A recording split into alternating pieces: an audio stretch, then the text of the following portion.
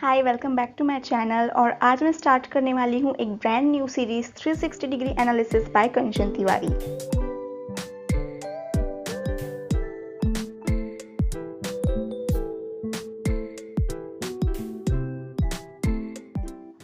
जैसा कि हम सभी जानते हैं कि अब एग्ज़ाम्स ऑफलाइन होने वाले हैं और मुझे बहुत सारे स्टूडेंट्स ने कहा कि हम सिर्फ 2019, 18 और 17 के ही पेपर्स को पढ़ के जाने वाले हैं, क्योंकि एक साथ इतनी सारी यूनिट्स को प्रिपेयर करना काफ़ी टफ है। तो मेरी कोशिश है कि मैं धीरे धीरे स्टेप बाय स्टेप इन सभी पेपर्स के कुछ टिप्स एंड ट्रिक्स आपको बताने की कोशिश करूं और कुछ एनालिसिस बताऊं जिससे आपको एग्जाम में काफ़ी हेल्प मिले। तो आज हम स्टार्ट करने वाले हैं 2019 के पेपर से और उसके ऑब्जेक्टिव्स हम सॉल्व करने वाले हैं, क्योंकि ऑब्जेक्टिव क्वेश्चंस जो होते हैं 20 मार्क्स के होते हैं और काफ़ी स्कोरिंग होते हैं। तो हम सॉल्व करते चलेंगे। टाइम स्टैम्प नीचे दिया हुआ है जहां से आप अपने स्पेसिफिक क्वेश्चंस को देख सकते हैं, बट मेरी एक पर्सनल एडवाइस ये रहेगी कि आप हर एक क्वेश्चन को देखिए, क्योंकि मैंने सभी क्वेश्चंस को परफेक्टली एनालाइज किया है और बताया है कि इसके आसपास और कौन कौन से क्वेश्चंस हैं जो पूछे जा सकते हैं। तो पहला सवाल आपकी स्क्रीन पर। The tunneling effect causes when particles energy E is। देखो, टनलिंग इफेक्ट कब पैदा होता है? जब पार्टिकल की एनर्जी क्या हो। तो देखो, ये कुछ इस तरीके से टनल बना हुआ है जिसका पोटेंशियल जो है वो V है, ठीक है। अब यहाँ से कोई पार्टिकल आ रहा है, ऑब्वियस सी बात है वो टनल कब करेगा? वो इसको फाड़ के उस तरफ तभी जा पाता है जब उसकी एनर्जी क्या हो, इस पोटेंशियल से कम हो। तो हमारी कंडीशन ये है कि पार्टिकल की एनर्जी जो है वो पोटेंशियल से कम होनी चाहिए, और इस हिसाब से आपका ऑप्शन नंबर डी जो है वो सही है। तो ये क्वांटम मैकेनिक्स का सबसे फर्स्ट क्वेश्चन। स्टार्ट करते हैं सेकेंड क्वेश्चन से, जो कि है आपकी स्क्रीन पर। Okay, The threshold frequency of a photon for photoelectric emission from a metal of work function 0.05 electron volt, where H is 6.6 into 10 to the power minus 34 joule second। यहाँ पे आपको threshold frequency निकालनी है photon की, जिसके photo electric emission के लिए work function यानी देहली ऊर्जा जो दी हुई है वो दी हुई है 0.5 इलेक्ट्रॉन वोल्ट। सी, इसको सॉल्व करने के दो तरीके हैं, और क्योंकि इसको आपको मैनुअली कैलकुलेट करना है तो आपको जो मेथड इजी लगे आप उसको ले सकते हैं, ठीक है। सबसे फर्स्ट मेथड से स्टार्ट करते हैं। आपको जो दिया हुआ है एनर्जी 0.05 इलेक्ट्रॉन वोल्ट, आपको फ्रीक्वेंसी निकालने बोला है ना। तो पहली पिक्चर ये है कि आप इससे वेवलेंथ निकाल लीजिए और उस वेवलेंथ से फिर आप फ्रीक्वेंसी निकालिए। तो वेवलेंथ निकालने के लिए आपका जो फॉर्मूला होता है वो फॉर्मूला होता है, लैम्डा निकलेगा नैनोमीटर पे, जब आप इसको 1240 से डिवाइड कर दीजिए आपकी एनर्जी से, ठीक है। तो मैं लेती हूँ 1240, इसको डिवाइड करती हूँ एनर्जी यानी 0.05 से। इसको आप सॉल्व करेंगे ना तो आपके पास आंसर आएगा 24800 नैनोमीटर, है ना। जिसको अगर मैं मीटर में लिखना चाहूँ तो वो हो जाएगा 24800 into 10 to the power minus 9 metre, जो कि ऐसा यूनिट में मीटर होती है, इसलिए मैंने मीटर में कन्वर्ट किया। अब हमारे पास नई समस्या आती है कि हम इसको फ्रीक्वेंसी में कन्वर्ट करें, ठीक है। तो फ्रीक्वेंसी में कन्वर्ट करने के लिए नया बोर्ड है इसलिए ये सफेद सफेद हो जा रहा है। ओके, फ्रीक्वेंसी में कन्वर्ट करने के लिए फ्रीक्वेंसी का फॉर्मूला क्या होता है? फ्रीक्वेंसी होती है c अपॉन लैम्डा, जहाँ पे c आपकी क्या है? लाइट की स्पीड है। लैम्डा आपका जो निकला है वो यानी कि 24800 into 10 to the power minus 9। और जब आप इसको सॉल्व करेंगे ना तो आपकी फ्रीक्वेंसी, देखो पहले ये पोर्शन सॉल्व कर लो 10 की पावर वाले को। तो यहाँ पे क्या हो रहा है, 10 की पावर 8 प्लस 10 की पावर 9 हो जाएगी, और मल्टीप्लाई में 3 को डिवाइड करना है 24800 से, ठीक है। तो डिवीजन से आंसर आपको कितना आएगा? 0.0012096 इंटू 10 टू द पावर 17। अब जरा एक बार क्वेश्चन को ध्यान से देखो। क्वेश्चन में आपके जितने ऑप्शंस दिए हुए हैं ना, चाहे वो ऑप्शन ए हो उसमें 1.4 लिखा हुआ है, ऑप्शन बी में 1.2 लिखा हुआ है, सी में 1.6 है और डी में 1.7 है, और मेरा यहाँ पे आंसर 1 एंड 2 यानी कि 1.2 आने वाला है। तो मैं इस हिसाब से बोल सकती हूँ कि भाई मेरा ऑप्शन नंबर बी जो है ना वो क्या है, सही है। पर अगर हम इसको बैलेंस करेंगे तो बैलेंस करने से ऑब्वियसली आपका आंसर जो है ना 1.2 into 10 to the power 12 hertz आ जाएगा, ठीक है। अब मैं आपको बताती हूँ सेकेंड मेथड कि इसी क्वेश्चन को दूसरे मेथड से कैसे सॉल्व कर सकते हैं। ये बिल्कुल बेसिक पिक्चर है। यहाँ पे हमने क्या किया, एनर्जी ली, एनर्जी को वेवलेंथ में कन्वर्ट किया एंड देन वेवलेंथ को कन्वर्ट किया है फ्रीक्वेंसी पे। दूसरी जो होती है ना, दूसरी आप सीधा एक फॉर्मूला लगा सकते हो जो कि कुछ इस तरीके से है। हालांकि मुझे ये मेथड ज़्यादा पसंद है, बट मैं आपको सेकंड मेथड भी बता देती हूँ जो कि शायद आपको काम आए। देखो, सेकंड मेथड जो है ना वो क्या बोलता है कि भाई एनर्जी जो होती है या आपको जो वर्क फंक्शन दिया हुआ है वो होगा एच न्यू। ठीक है, तो एनर्जी हो गई 0.05 वर्क फंक्शन। एच की वैल्यू आपको दी हुई है 6.6 इंटू 10⁻−34। फ्रीक्वेंसी आपको नहीं पता। अब यहाँ पे देखो, ये एनर्जी किस में दी हुई है, इलेक्ट्रॉन वोल्ट में। आपको कन्वर्ट किस में करना पड़ेगा, इसको पहले आपको जूल में कन्वर्ट करना पड़ेगा। ठीक है, तभी तो आप सॉल्व कर पाओगे ना। तो सबसे पहले इसको किस में कन्वर्ट करते हैं हम लोग, जूल में कन्वर्ट करते हैं। तो जूल में कन्वर्ट करने के लिए आपको क्या करना पड़ेगा, आपको इस 0.05 को मल्टीप्लाई करना पड़ेगा 1.6 इंटू 10⁻⁻19 से, एंड देन यहाँ पे आपका है 6.6 10⁻34 इंटू फ्रिक्वेंसी। तो जब आप इस क्वांटिटी को इस क्वांटिटी से डिवाइड करेंगे तो आपकी जो फ्रिक्वेंसी निकल के आ जाएगी वो होगी 1.2 इंटू 10⁻12 हर्ट्स। ये मेथड भी ठीक है, ये भी ठीक है, आपको जो लेना है आप उस मेथड को परस्यू कर सकते हैं। तो चलिए आगे बढ़ते हैं हमारे तीसरे सवाल की तरफ। तीसरा सवाल आपकी स्क्रीन पर है जो कहता है कि de Broglie wavelength don't exhibit the property of. De Broglie wavelength जो होती है वो इसमें से कौन सी प्रॉपर्टी जो है वो एग्जिबिट नहीं करती है। आपके ऑप्शन में पहला ऑप्शन है इंटरफेरेंस, देन है diffraction, then polarisation and then reflection. तो इसका आंसर होगा सी, पोलराइजेशन। क्वेश्चन नंबर 4 आपको बोलता है कि हाइजेनबर्ग के अनसर्टेनिटी प्रिंसिपल है वो क्या चीज बताने में एप्लीकेबल नहीं है।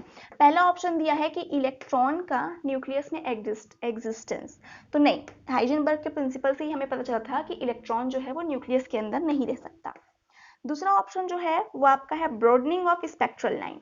हाइजेनबर्ग के प्रिंसिपल से स्पेक्ट्रल लाइन की ब्रॉडनिंग जो है ना वो बताई जा सकती है, तो ये ऑप्शन भी सही है कि हाँ नहीं ये बता सकते हैं। तीसरा ऑप्शन जो बोल रहा है ना वो है पाई मैसॉन के मास का डिटर्मिनेशन। जी हाँ, ये चीज है जो आप हाइजेनबर्ग से नहीं निकाल सकते। एंड डी बोल रहे हैं नन ऑफ द अबव, तो ये तो नहीं है। तो इसका आंसर जो है ना वो सी आएगा कि हाइजेनबर्ग से आप पाई मैसॉन का जो मास होता है ना वो नहीं बता सकते हो। ओके, अगला क्वेश्चन आपको जो बोलता है, ओके ये बहुत इंटरेस्टिंग क्वेश्चन है, ध्यान से सुनिएगा। Normalization constant for the wave function sin a e minus alpha square x square upon 2 and e I k x, यानी वेव फंक्शन कुछ इस तरीके से आपको दिया हुआ है a e to the power minus alpha square x square upon 2 and then e की पावर I k x। ठीक है, इसका ये जो a है ना नॉर्मलाइजेशन कांस्टेंट, यही आपको फाइंड करना है। ठीक है, चलो शुरू करते हैं, बहुत इंटरेस्टिंग क्वेश्चन है ये। सबसे पहले इसका हम निकाल लेते हैं कंजुगेट। ए ही रहेगा, ई भी ई रहेगा, minus alpha square x square upon 2, ये चीज जो है ना ये हो जाएगी माइनस आई के एक्स। अब आप क्या जानते हो, नॉर्मलाइजेशन की कंडीशन ये होती है कि जब आप साइन स्टार और साइन को माइनस इनफाइनाइट से प्लस इनफाइनाइट तक इंटीग्रेट करोगे तो आंसर आना चाहिए 1। नॉर्मलाइजेशन आपको बताता है ना कि वेव फंक्शन को माइनस इनफाइनाइट से प्लस इनफाइनाइट तक पाए जाने की प्रोबेबिलिटी 1 होती है। अब मैं ये दोनों वैल्यू यहाँ रखती हूँ तो मुझे मिलेगा माइनस इनफाइनाइट से प्लस इनफाइनाइट सी। देखने में लंबा लग रहा है पर मैं इसको बहुत शॉर्टकट तरीके से बताने वाली हूँ। ठीक है, okay, A minus alpha square x square by 2 e to the power i k x, जिसका मल्टीप्लाई होगा इससे A e to the power minus alpha square x square upon 2 e to the power minus i k x, और equal में क्या है 1, integration करने पर ना। तो देखो ये e इस e को कैंसिल कर देगा। ठीक है, तो हमारे पास बचा क्या, a और a बचा, जो कि क्या हो जाएगा आपका माइनस इनफाइनाइट से प्लस इनफाइनाइट तक a स्क्वायर। इस वाले e के टर्म को और इस वाले e के टर्म को हम प्लस करेंगे तो ये 2 अल्फा स्क्वायर एक्स स्क्वायर हो जाएगा, जहां 2 से 2 भी कटेगा तो मेरे पास ये बचेगा minus alpha square x square d x equals to 1। अब आपके पास दो चॉइसेस हैं, या तो आप गामा फंक्शन यूज करो और गामा फंक्शन यूज करके इस इंटीग्रेशन को सॉल्व कर लो, या फिर आप एक शॉर्टकट तरीका अपनाओ जो मैं यूज करती हूँ। देखो, जब भी e रहे और e की पावर एक्स स्क्वायर रहे उसके साथ कोई कांस्टेंट भी रहे, ठीक है, जहाँ पे हमारा कांस्टेंट क्या है अभी फिलहाल तो अल्फा स्क्वायर है। इसको जब आप इंटीग्रेट करोगे कहाँ से कहाँ तक, ध्यान से देखना, 0 से इनफाइनाइट तक इंटीग्रेट करोगे x के रिस्पेक्ट में, तो इस चीज का आंसर जो है ना, इसका आंसर आता है आपका 1/2 under root pi by your constant. ठीक है, तो अगर मैं इस फॉर्मुलेशन को यूज करती हूँ कि 1/2 under root pi upon your constant, सबसे पहली बात तो मुझे इस माइनस इनफाइनाइट को प्लस इनफाइनाइट में कन्वर्ट करना पड़ेगा। ठीक है, वो भी हमने 12वीं में पढ़ा है कि जब आप माइनस इनफाइनाइट से प्लस इनफाइनाइट करते हो, इसको 0 ले लो, इसको इनफाइनाइट कर दो, तो ये चीज क्या हो जाती है, सामने 2 डबल हो जाता है। ठीक है, कंफ्यूजन बिल्कुल क्रिएट मत करना, ये टाइम कंफ्यूज होने का नहीं है। ठीक है, जिंदगी झंड है फिर भी घमंड है हमको, है ना। सो ये चीज हो गई 2, ये है a स्क्वायर, इसको मिटा देती हूँ ना, एंड ये चीज जो है मेरा कांस्टेंट अल्फा स्क्वायर है, तो मैं c की जगह अल्फा स्क्वायर लिखूंगी, तो ये हुआ 1/2 under root pi alpha square bracket close is equal to 1। तो देखो ये 2 से ये 2 कट गया, a स्क्वायर, यहाँ पे पाई बचा, अल्फा अपना रूट फाड़ के बाहर आ गया और यहाँ पे 1, तो अल्फा ऊपर जाएगा पाई नीचे जाएगा, तो a square is equal to alpha ऊपर पाई नीचे, पाई की पावर में हाफ लिख सकती हूँ क्या, ऑफ कोर्स लिख सकती हूँ, मेरा बोर्ड है, मेरा चौक है। अब यहाँ पे a जो स्क्वायर है वो अपना स्क्वायर रूट इसको देगा, तो चीजें क्या हो जाएंगी, या a की वैल्यू ये। और इस हिसाब से अगर देखा जाए तो आपका कौन सा ऑप्शन इस चीज को शो कर रहा है, तो मेरे ख्याल से ऑप्शन नंबर बी जो है इसको शो कर रहा है। We did it. ओके, ऐसे सॉल्व करते हैं नॉर्मलाइजेशन कांस्टेंट को। चलिए बढ़ते हैं क्वेश्चन नंबर 6 की तरफ, जो है आपकी स्क्रीन पर। ये है, कितने नंबर का सवाल आता है, ये सवाल है 1 नंबर के लिए। ओके, तो आपको पूछ रहा है what is the value of this commutation relation x and del x। ये है वो चीज जिसको देख के कई लोग खुश हो जाते हैं और कई लोग बोलते हैं कि ये कम्यूटेशन रिलेशन फिर से आ गया, बट मैं पहले टाइप के लोगों में हूँ जो देख के खुश होते हैं। आई होप आप भी होंगे। ओके, स्टार्ट करते हैं कम्यूटेशन रिलेशन। मान जाइए ना, इस कम्यूटेशन रिलेशन की वैल्यू मैं यहाँ साइन लिख दी, कुछ वैल्यू विथ साइन आ रही है, यहाँ वी आपका वैल्यू है ना। ओके, खेला शुरू करते हैं। कम्यूटेशन रिलेशन किस तरीके से लिखते हैं, पहले ये होगा, देन ये होगा, और आंसर है v साइन। ठीक है, अब ये हो जाएगा del by del x sine, और हम मैथ्स वाले हैं, हम जानते हैं कि डिफरेंशिएशन इस टाइप की चीजों को किस टाइप से होता है, तो वो होता है first function differentiation of second, then second function differentiation of first, और यहाँ पे v साइन। सी यहाँ माइनस था ना, इसलिए मैंने माइनस लगाया, प्लस माइनस माइनस हो जाता है। काटो इन दुष्टों को, क्या बचा, minus sine del by del x, x is equal to v sine. ठीक है, ये आपका आंसर आया। तो यहाँ से अगर मैं again sine to sine cancel कर देती हूँ, ठीक है, तो ये चीज तो 1 हो जाएगी, मेरे पास बचा क्या, minus sine equals to v sine. काटो साइन से साइन को, तो जो आपको वैल्यू आ रही है वो क्या मिल रही है, -1 मिल रही है। आपकी जो वैल्यू है, यहाँ लिख देती हूँ ना, जगह कम हो गई है, वैल्यू जो है -1 बच रही है, जो कि मैच कर रहा है आपके ऑप्शन नंबर ए से। ओके, एक और क्वेश्चन सॉल्व हो गया। चलिए 7th क्वेश्चन की तरफ बढ़ते हैं, जो कि है आपकी स्क्रीन पर, अगेन 1 नंबर का सवाल। For hydrogen atom, for n is equal to 1, L is equal to 0 and m is equal to 1 is given by। अच्छा, ये क्वेश्चन मुझे मिसप्रिंट लगा। ठीक है, क्यों मिसप्रिंट लगा, आई थिंक अगर ये क्वेश्चन आता तो आपको बोनस मार्क मिलना चाहिए। क्वेश्चन मिसप्रिंट मुझे इसलिए लगा कि आपको ना यहाँ पर n का वैल्यू जो है वो बोल रहा है 1, ठीक है, L जो बोल रहा है 0, तो भाई अगर L 0 है तो m भी तो 0 होता है ना, बट नहीं, इसने बोल दिया है 1, तो मुझे इस हिसाब से ये क्वेश्चन मिसप्रिंट लगा। हालांकि मैं अगर ये कंसीडर करूं कि n आपका 1 है, L इज इक्वल टू 0 है, यानी जो आपका वेव फंक्शन है वो 1 0 के लिए अगर लिख रहे हो, फिलहाल मैं m को अगर नेग्लेक्ट कर दूं, तो इसका ना कट टू कट आंसर जो है ना ऑप्शन नंबर बी है, जो कि होता है 1/√π a0 3/2 ई की पावर माइनस रो बाई 2। ये बहुत बहुत इंपॉर्टेंट सॉल्यूशन है, इसको याद रखना। ये कई बार आया है, हालांकि इसको लिखने का स्टाइल जो है ना वो इस तरीके से भी हो सकता है, ध्यान से देखना। इसको समटाइम्स इसकी जगह में ना minus r upon a naught भी लिखा रहता है, तो उसको देख के कंफ्यूज मत होना। पूरा पूरा फोकस ना इस पे रखना ए नॉट की पावर 3/2 और इस पे रखना minus r upon a naught, क्योंकि जो स्टैंडर्ड वैल्यू होती है ना वो होती है, ध्यान से देखना, ए नॉट पावर 3, यानी इसको तो सिंपली हम ए की पावर 3/2 लिख सकते हैं। तो ये इस तरीके से ई की power minus z r upon a naught, ये आर अपॉन ए नॉट और 2 अपॉन ए की पावर 3/2, इस चीज पे फोकस रखना, यही इसका आंसर होता है। ठीक है, हालांकि ये क्वेश्चन मिसप्रिंट है, I again repeat, this question is misprinted. 8वां क्वेश्चन जो है बोल रहा है इनमें से कौन सा कम्यूटेशन रिलेशन जो है वो सही है। Again commutation relation, I am the person who gets so excited after seeing commutation relation. So आपको 4 ऑप्शन दिए हुए हैं, एक दिया हुआ है आपको J minus and J plus के लिए। अच्छा, पहला ऑप्शन ही सही है, मैं पहले आंसर बता देती हूँ। ठीक है, J minus J plus minus 2H cut JZ। ठीक है, पहला ऑप्शन इसका सही है। अब देखो यहाँ पे ऑन दिस नोट हम सारे कम्यूटेशन को फिर से रिपीट कर लेते हैं, ध्यान से सुनना। अगर J प्लस और J माइनस साथ में होंगे तो आंसर होता है 2H कट JZ। ओके, तो इस हिसाब से माइनस आगे हो गया, प्लस पीछे हो गया, तो यहाँ पे माइनस लग जाता है, रिवर्स हो जाती हैं चीजें। एक कम्यूटेशन रिलेशन क्या होता है, अगर JZ को J प्लस के साथ में कराओगे तो H कट J प्लस। इन चीजों को ऐसे याद कर लेना कि कोई नींद में भी उठा के पूछे कि बताओ कम्यूटेशन रिलेशन, तो तुम नींद में भी बोल दो कि हाँ ये ऐसा होता है।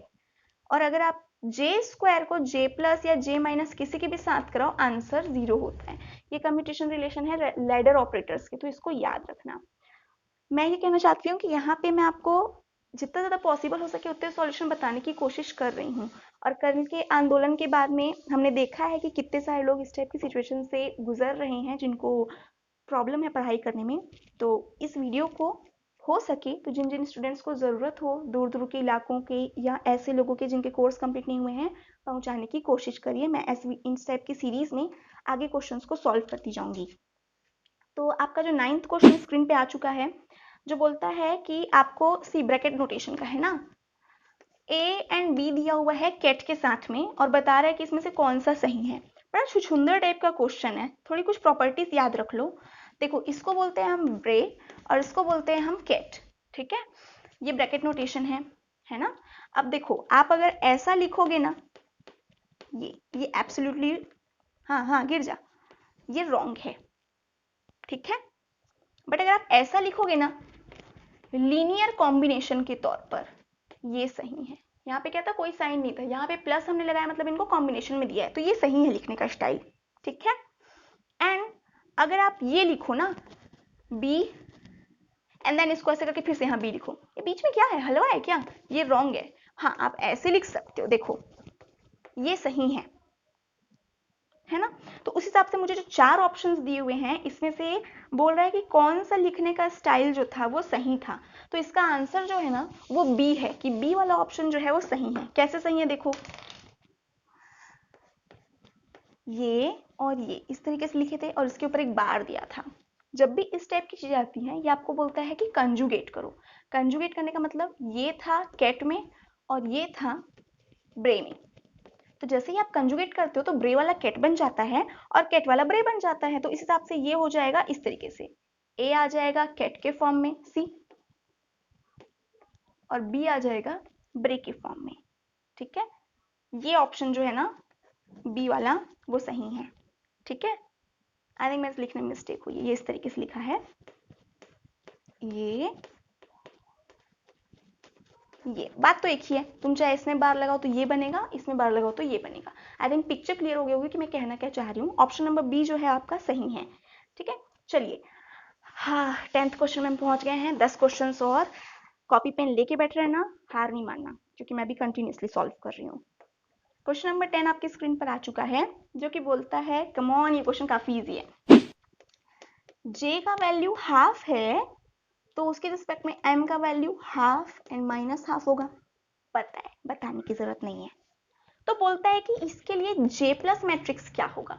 अब ध्यान से सुनना, J प्लस जो होता है ना, इसके बारे में, ये एक अपर डायगोनल मैट्रिक्स होता है। ये क्या होता है? एक अपर डायगोनल मैट्रिक्स होता है। अब ये अपर डायगोनल मैट्रिक्स बोले तो आपको अगर मैट्रिक्स बनाकर दिया हो और उस मैट्रिक्स में देखना इधर के एलिमेंट पूरे जीरो होंगे, चाहे आपका मैट्रिक्स कितना भी लंबा हो, जो भी मान शुरू होगा ना वो यहाँ से होगा 1 1 1। ये होता है J प्लस का निशानी। तो फिर से क्वेश्चन आपकी स्क्रीन पे आ चुका है। देखो पहला ऑप्शन जो है उसमें क्या बोल रहा था, किनारे किनारे 1 दिया, तो पहला ऑप्शन एब्सोल्युटली रॉन्ग है। ठीक है, दूसरा ऑप्शन में क्या है, किनारे में 1 दिया है, वो भी रॉन्ग है, क्योंकि मैंने बोला कि सबसे फर्स्ट एलिमेंट 0 होगा। तो सिर्फ और सिर्फ आपका ऑप्शन नंबर सी ही है जिसमें पहला एलिमेंट 0 है, देन उसके बाद में 1 दिया हुआ है। समझ में आ रहा है ना? एक बार फिर से समझ लो इस चीज को। आई थिंक कंफ्यूज हो रहे हो तुम लोग। अगर नहीं कंफ्यूज हो रहे हो तो वेरी गुड, होल्ड कर लो थोड़ा सा, नेक्स्ट क्वेश्चन पे जा ही रही हूँ। पहला वाला बोल रहा है इस तरीके से, मैंने बोला ये गलत है भाई। दूसरा क्वेश्चन क्या बोलता है, इस तरीके से, मैं बोलती हूँ ये भी गलत है। तीसरे में बोला ऐसा होता है ना, इधर 1 है, हाँ यही 6 एंड देन नो, ये गलत है। ये क्या है, ये चीज जो है ना J माइनस के लिए है, तो नजर में ये भी रखना, ये J माइनस के लिए होता है और ये J प्लस के लिए। देखो 1 का फर्क देखो, इसमें 1 यहाँ रहता है, इसमें 1 यहाँ पे आता है। आई थिंक ये चीज क्लियर हो गई होगी, और अगर पहले से क्लियर थी तो एक बार रिकॉल हो गई होगी, बहुत अच्छी बात है। Question number 11 is a cut to cut answer. Question number 11 जो है ना कट टू कट आंसर है, इसका आंसर जो है ना वो ए ही आएगा। और ये क्वेश्चन 2017 में रिपीट भी हुआ है, इस क्वेश्चन को याद रखना कि फर्स्ट ऑर्डर जीमान इफेक्ट जो होता है ना, उसकी energy correction MEH cut B2 mu, यही होता है। ये कट टू कट आंसर है, इसको याद रखना। ठीक है, हालांकि समटाइम्स कुछ बुक्स में इसका फॉर्मूला E/2m, छोटा हो गया मेरा चौक, 2m B.MH कट, इस टाइप से भी लिखा रहता है, जहाँ पे आपका MH कट जो है ना वो आपके LZ को रिप्रेजेंट करता है ना। तो समटाइम्स इसी फॉर्मुलेशन को लिखने का स्टाइल चेंज करके लिख देगा, MH कट की जगह लिख देगा LZ E/B/2 म्यू। बात तो वही है ना, तो लिखने के स्टाइल बस याद रखना, पलट देगा तो ऐसे बन जाएगा, नहीं पलटेगा तो LZ के साथ लिखा रहेगा। आई थिंक यहाँ पे कोई कंफ्यूजन नहीं है। ओके, आ गया है पॉलीस्पिन मैट्रिसेस के ऊपर से क्वेश्चन, 12th वाला। ठीक है, 12th क्वेश्चन क्या बोल रहा है, 12th क्वेश्चन आपको बोलता है कि the commutation value of Dirac matrices, ध्यान से सुनना, sigma x dash and sigma Z क्या होगा। अब आपके जितने ऑप्शंस दिए हुए हैं ना, उसमें क्या क्या ऑप्शन दिया हुआ है, एक तो बोला है 2i सिग्मा जेड, ये रॉन्ग होगा। 2i alpha y with minus, ये सही हो सकता है क्योंकि यहाँ पे x और z दिया है तो y तो आएगा। ठीक है, ये ऐसा होता है, अगर x z का कम्यूटेशन हो तो y आता है। देन क्या बोल रहा है आपको, -2i अल्फा z, हटाओ इसको। एंड चौथा ऑप्शन जो है वो क्या बोल रहे हैं, 2i अल्फा y। अब देखो कंफ्यूजन कहाँ पे है, या तो ये भी हो सकता है क्योंकि इसमें भी y है, या तो ये भी हो सकता है क्योंकि इसमें y है। तो अब लिखेंगे कैसे हम, ध्यान से सुनना। अच्छा, ये नया चीज जो अल्फा क्रिएट हुई, ये अल्फा क्या चीज है, ये देखो ये चीटी यहाँ पे चुरमुर चुरमुर आ रही है। चलो बेबी उधर जाओ, कम ऑन कम ऑन, उधर जाओ, चलो चलो आराम से। ओके, सी सॉल्व करते हैं हम लोग। या अल्फा जो होता है ना, अल्फा क्या होता है, अल्फा को हम लोग बोलते हैं Dirac I am sorry, alpha जो होता है ना उसको हम डिफाइन करते हैं, यहाँ 0 रहेगा, यहाँ 0 रहेगा, और इधर के डायगोनल्स में क्या होता है ना, जो सिग्मा होते हैं वो होते हैं। ये न्यू चीज है। देखो अल्फा अगर यहाँ पे x है तो ऑब्वियसली आप सिग्मा x लोगे, अल्फा y रहेगा तो आप सिग्मा y लोगे। मेरा तुक्का ये है कि इन दोनों में से कोई सही हो सकता है, पर कौन, माइनस वाला कि प्लस वाला। तो चलो सॉल्व करते हैं। ठीक है, जैसे कि आप जानते हो कि पॉली के मैट्रिसेस 3 होते हैं, तो एक बार याद कर लेते हैं। एक तो सिग्मा x होता है, सिग्मा y होता है और एक सिग्मा z होता है। इन मैट्रिसेस की वैल्यू क्या होती है, जल्दी जल्दी बताओ। 0 1 1 0, इसकी वैल्यू क्या होती है, 0 माइनस I 0, जहाँ I आपका आयोडा है, एंड देन 1 0 0 माइनस 1, ये 3 वैल्यूज होती हैं, ठीक है ना। मुझे x और z को लेना है जिनको कम्यूट करना है, तो x को बोल रहा है कंजुगेट के तौर पर लो, यानी कि आई एम सॉरी कंजुगेट बोल रही हूँ मैं, ट्रांसपोज के फॉर्म में लो। तो सिग्मा x का जो ट्रांसपोज होगा वो क्या होगा, रो को कॉलम में चेंज कर दो, कुछ तो बदलने वाला है नहीं, इस रो को कॉलम के फॉर्म में लिखो एंड देन इस रो को कॉलम के फॉर्म में लिखो, वही चीज तो निकल रही भाई, क्या उल्लू बना रहे हो हमको है। तो इस चीज को कम्यूट करना है z वाले के साथ में। चलो खेला शुरू करते हैं। आई थिंक वैल्यूज याद हो गई होगी ना आप लोग को।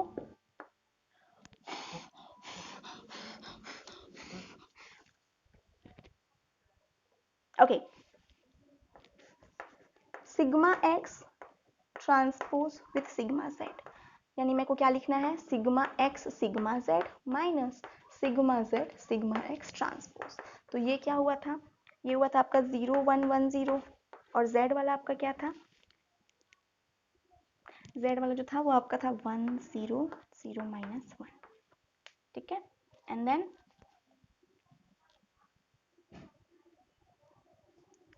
Minus 1 0 0 minus 1 0 1 1 0।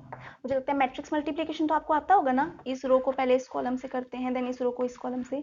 तो मैं बस सीधा सीधा आंसर लिख रही हूँ, यहाँ से आएगा 0 minus 1 1 0 minus 0 1 minus 1 0 and 0 minus 0 0 minus 1, ये आ जाएगा आपका minus 2 and then 2 and then 0।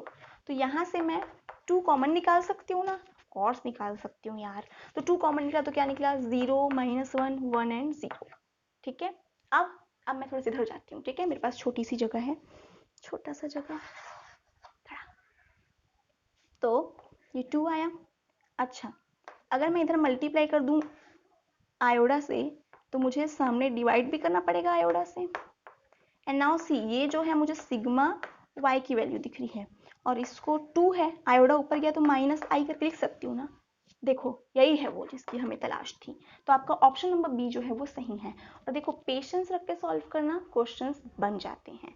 और अगर वीडियो अभी तक हेल्पफुल रही है तो प्लीज़ वीडियो को लाइक कर दीजिएगा, ठीक है, क्योंकि आप लोग के लाइक करने से मुझे लगेगा कि हाँ मैंने कुछ फ्रूटफुल काम किया है, और मुझे आगे की सीरीज बनाने में अच्छा लगेगा कि हाँ मैं अच्छा काम कर रही हूँ।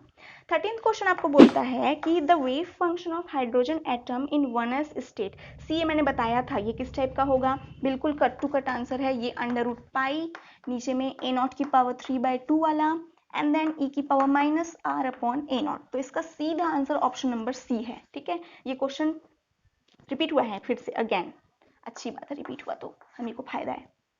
क्वेश्चन नंबर 14 जो है वो आपको बोलता है कि एल स्क्वायर की आइगन वैल्यू क्या होती है, तो ऑब्वियस सी बात है ये होती है L, L plus 1 H cut square, ये है आपका ऑप्शन नंबर सी। और सिमिलरली एल जेड का भी याद कर लेते हैं, वो होता है एम एच कट। आप लोगों में से जिसको नहीं पता रहेगा वो याद रखना, इन दोनों की आइगन वैल्यू ये होती है, ठीक है। क्वेश्चन नंबर 15 सॉल्व करने वाला क्वेश्चन दिया हुआ है, तो मुझे बोर्ड में जाना पड़ेगा। क्वेश्चन नंबर 15 जो है ना वो क्या बोल रहा है आपको कि एक प्रोटॉन है और एक न्यूट्रॉन है जिनके पास सेम काइनेटिक एनर्जी है। I think question is flashing on your screen, you can see it.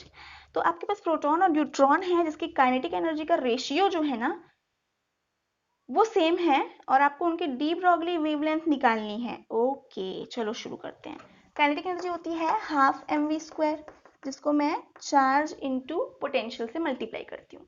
अब आप अगेन जानते हो कि काइनेटिक एनर्जी को हम p² अपॉन 2m लिख सकते हैं ना, तो 2m उधर जाएगा, तो p² is equal to qv into 2m, जहाँ पे p² इसको रूट हो जाएगा तो मोमेंटम की वैल्यू क्या आ जाएगी, अंडर रूट 2m qv, है ना।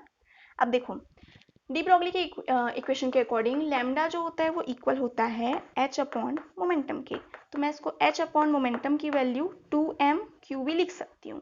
तो अगर मैं ये वेवलेंथ लिखती हूँ प्रोटॉन के लिए, तो ये हो जाएगा h अपॉन 2m qv, जहाँ पे मास भी है प्रोटॉन का, चार्ज प्रोटॉन का, पोटेंशियल प्रोटॉन का, ठीक है।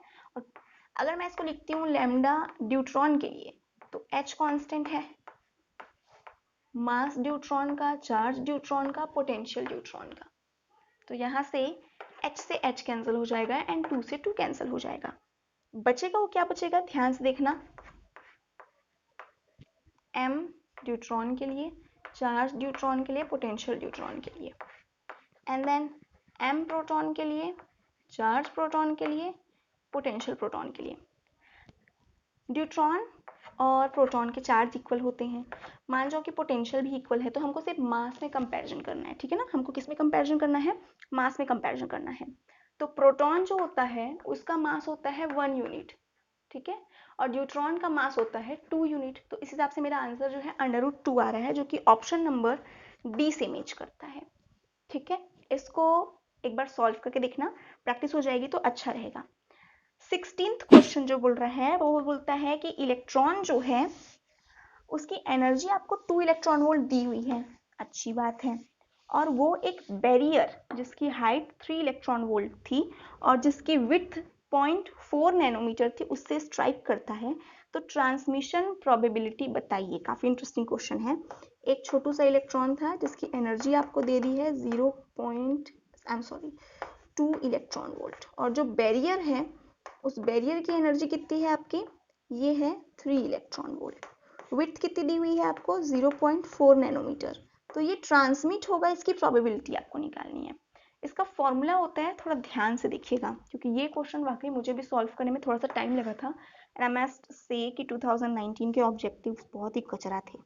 देखो, ट्रांसमिटेंस की जो फॉर्मूला होता है वो होता है e⁻²⁴ KL, जहाँ पे L क्या है, बैरियर की लेंथ यानी 4 नैनोमीटर। K क्या है, K कांस्टेंट है जिसको हम निकालते हैं फॉर्मूला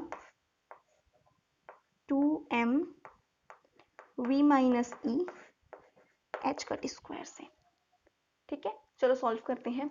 2 इलेक्ट्रॉन का मास होता है 9.1 10⁻⁻31 v, ठीक है। पोटेंशियल दिया हुआ है, पोटेंशियल कितना बोल रहा है आपको, 3 का है, और एनर्जी कितने की है, 2 की। तो ये हो जाएगा 3 - 2। अब आप जानते हो कि ये इलेक्ट्रॉन वोल्ट में है ना, तो आपको इसको जूल में कन्वर्ट करना पड़ेगा, और जूल में कन्वर्ट करने के लिए हम क्या करते हैं, इसको 1.6 × 10⁻⁻19 से मल्टीप्लाई करना पड़ेगा। h कट स्क्वायर, ठीक है। h कट स्क्वायर को हम क्या जानते हैं, ध्यान से देखना। h कट जो होता है ना वो h/2π होता है। तो h की वैल्यू क्या है, 6.6 × 10⁻34। 2 तो 2 रहता है, और पाई की वैल्यू क्या होती है, 3.14। तो मैं h कट की वैल्यू अगर लिखूंगी तो मैं इस क्वांटिटी को नीचे लिखूंगी और बचे हुए 2π को ऊपर लिखूंगी, ठीक है। आई थिंक ये चीज़ क्लियर हो गई होगी। मैं क्या लिखूंगी, देखो, h कट का स्क्वायर मतलब h का स्क्वायर ना, मतलब इसका भी स्क्वायर एंड देन इसका भी स्क्वायर, ऐसे करना पड़ेगा मुझे। तो यहाँ पे मैं 2π का स्क्वायर इधर ऊपर डाल देती हूँ, और नीचे क्या रहेगा, 6.6 × 10⁻⁻34 का होल स्क्वायर। एंड ये पूरी चीज़ जो है ना वो अंडर रूट में है। तो जब आप इस पूरी चीज़ को सॉल्व करोगे तो आपको k की वैल्यू मिलेगी, और मैं यहाँ पे सीधा लिख रही हूँ बिकॉज कैलकुलेशन आप लोग कर सकते हो, ठीक है। k जो है ना वो आपको मिल जाएगा, ध्यान से देखना, ओके। ये k जो है ना वो आपको मिलेगा 5.1393 × 10⁻⁹, ठीक है। अब E जो है, ट्रांसमिटेंस जो था वो था -2kL। L आपको नैनोमीटर में दिया था, तो मीटर में आप लिखोगे तो क्या हो जाएगा, 2, योर k की वैल्यू 5.1393 × 10⁻⁹, एंड इसको मल्टीप्लाई करके L लेंथ कितना दिया था, 0.4 नैनोमीटर था, तो इसको -9 से मल्टीप्लाई करो, ये दोनों कट गए। इस चीज़ को पूरी हम मल्टीप्लाई करेंगे तो मेरा E जो है वो आएगा, ध्यान से देखना, 4.11455। अब एक्सपोनेंशियल को सॉल्व कैसे करते हैं, तो देखो, एक्सपोनेंशियल को सॉल्व करने का फॉर्मूला होता है, ठीक है ना। एक्सपोनेंशियल को सॉल्व करने का फॉर्मूला क्या होता है, e की पावर अगर -x रहती है तो वो होता है 1 - x plus x² factorial -x³ 3 and then plus x की power 4 factorial and so on. But हम सॉल्व मोस्टली 3 टर्म्स तक करते हैं, तो यहाँ मैं वैल्यू डालती हूँ 1 - x मेरा क्या है, 4.11455 स्क्वायर, यानी 4.11455 का स्क्वायर, 2 फैक्टोरियल मतलब 2 × 1, एंड इस पूरे कचरा को सॉल्व करने पे हमारा आंसर आता है, ध्यान से देखना, 5.34057, और अगर मैं ऑब्जेक्टिव से मैच करूं तो मेरा जो नियरली डी ऑप्शन है ना 0.055 वो सही रहेगा। देखो इसके बाद हम इसका परसेंटेज भी निकालते हैं, बट क्योंकि आप ऑब्जेक्टिव सॉल्व करें और ऑब्जेक्टिव में आप इतना फोकस नहीं करते हो कि एकदम करेक्ट वैल्यू लाओ, हम नियरली देखते हैं कि वैल्यू किसके इक्वल है। तो देखो अगर ऑप्शन ए भी देखा जाए ना तो वो 0.52 है, बट हमारा आंसर तो 52 से ज्यादा आ रहा है, तो हमने ऑप्शन डी को उठाया जो कि 0.55 था। ऑप्शन सी क्या है 0.058, जो कि इस वैल्यू से काफी ज्यादा हो रही, तो हम इसको नहीं लिए, इसको भी नहीं लिया, हम ऑप्शन नंबर डी को उठाए जो कि 0.55 था। आई थिंक ये चीज क्लियर हो गई होगी आपको। चलिए आगे बढ़ते हैं हमारे 17th क्वेश्चन पे, जो कि है आपकी स्क्रीन पर। ये क्वेश्चन बोलता है कि the probability density sine square is always, अरे यार साइन स्क्वायर मतलब किसी भी आपका वेव फंक्शन है जो बताता है कि पार्टिकल के फाए जाने की प्रोबेबिलिटी क्या होगी, वो हमेशा क्या होती है, तो वो हमेशा एक रियल क्वांटिटी होती है, इसलिए इसका आंसर जो है वो ए रहेगा जो कि है रियल क्वांटिटी। ठीक है, तो क्वेश्चन नंबर 17 का आंसर है a real quantity. 18th question जो है वो बोलता है कि uncertainty principle is consequence of, uncertainty principle जो है वो एक्चुअली किस चीज को बताना चाहती है, कंसिक्वेंसेस को एग्जैक्ट हिंदी में मुझे नहीं पता क्या बोलते हैं, बट ये बोलना चाहता है कि अनसर्टेनिटी प्रिंसिपल एग्जैक्टली क्या चीज से बनी हुई है या क्या चीज शो करती है। तो इसका आंसर है ऑप्शन नंबर बी कि ये आपकी वेव पार्टिकल ड्यूअलिटी से बनी हुई है।